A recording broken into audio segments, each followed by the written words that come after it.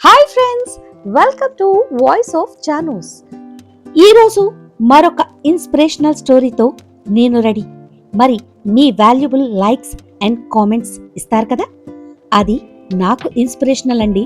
Support my channel friends.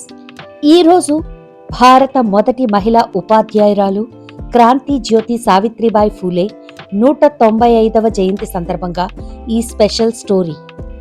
మహిళా విద్యకు పునాది వేసిన మహనీయురాలు. ఆడపిల్లల చదువు అప్పట్లో అపరాధంగా భావించిన కాలంలో ఆమె ఎలా సంఘర్షణ చేసింది, ఈరోజు ఆమె కథ తెలుసుకుందామా? 1831 జనవరి 3న మహారాష్ట్ర సతారా జిల్లా నైగావ్లో జననం. 9 ఏళ్లకే జ్యోతిరావు ఫూలేతో పెళ్లి. 1848లో పూణేలో భీడేవాడాలో భారతదేశ మొదటి ఆడపిల్లల స్కూల్ ప్రారంభమైంది. వితంతు పునర్వివాహాలు, బాల్య వివాహాల నిర్మూలన, సత్యశోధక్ సమాజ స్థాపన, ప్లేగు సమయంలో సేవ, ఇటువంటి సామాజిక సంస్కరణలు ఎన్నో చేశారు. కావ్య ఫూలే పుస్తకం మరియు విద్య గురించిన కవితలు ఎన్నో రాశారు. విద్య ద్వారానే సమాజ మార్పు సాధ్యమనేది ఆమె నమ్మకం. ఆమె ఆశయాలు ఈ రోజుకు కూడా ప్రాసంగికం.